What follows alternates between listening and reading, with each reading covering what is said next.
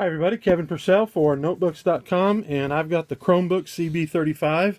It's a 13-inch Chromebook. It's brand new, fresh out of the box, fresh out of Toshiba, and we're going to unbox it for you for the first time and give you a look at it and compare it a little bit to the HP Chromebook 14 and the smaller Acer C720 Chromebook. A while back, many months ago, I got the HP Chromebook 14 and did a review of that.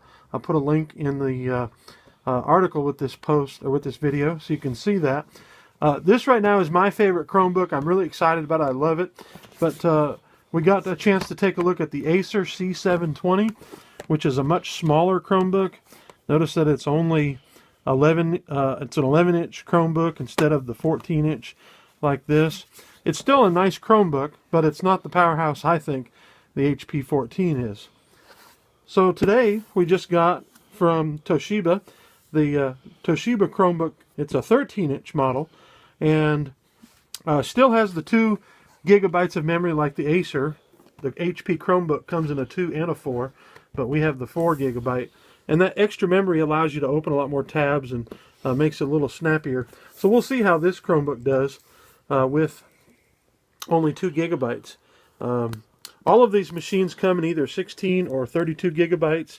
They all come with the latest Intel Haswell processor. Most of them basically the same processor. And they usually come with 100 gigabytes of storage through Google. And so as we're opening that up, think about that. Because, you know, you can enjoy these Chromebooks because they're primarily letting you get online, and I always hate these kind of openers. There we go. Alright, so we'll put those aside. This is the first time we're opening it, as you can see, and taking a look at it. We'll pull it out.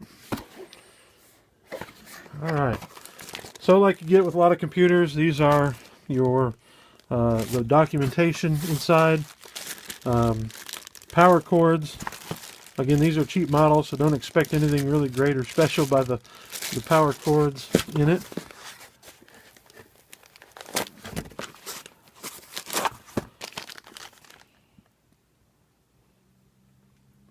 Alright, that's just a little thing telling us what to do. Once we get it open, we'll do that.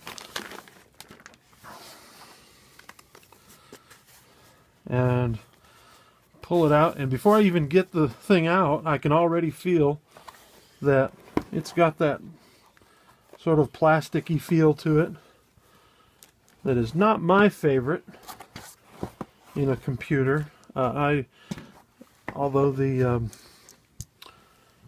HP has a plastic, it feels more rubberized than anything else.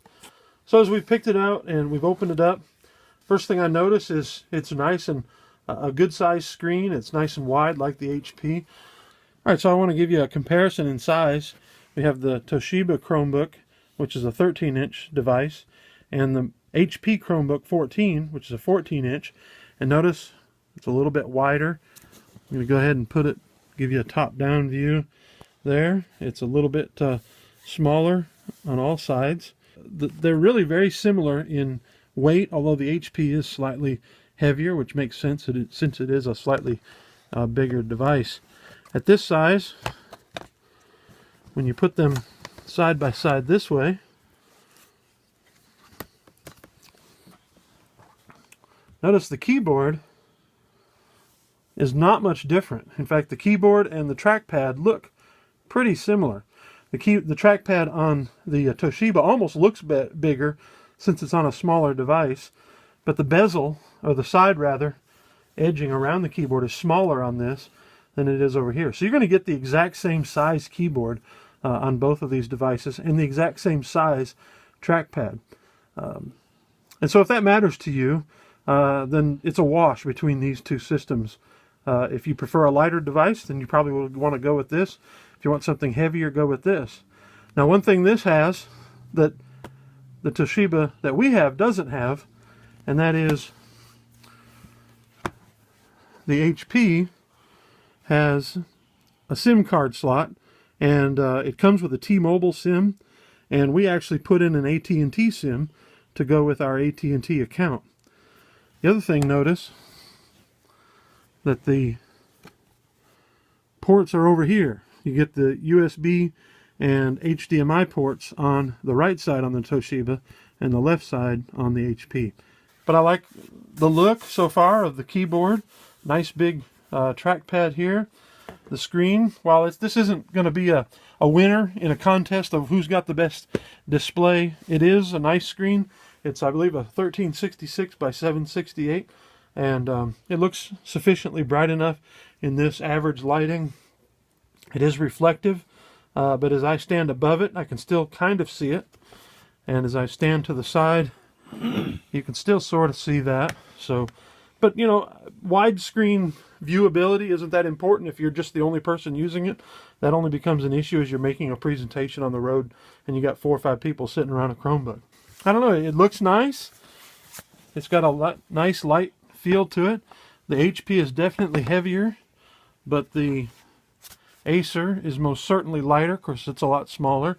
Let's go ahead and look at the ports on the side. This is almost certainly the SD card slot, and looks like we have the power, maybe a Kensington lock there. Along the back here, it has a exhaust vent on it. Nothing else. Here we've got an HDMI out port, a pair of USB 3.0 ports, and this is going to be the stereo in and out port for microphone and headphones. And then of course on the front we don't see anything. We'll flip it over and show it to you. On the back here, here's another vent, and of course your nubs, your feet.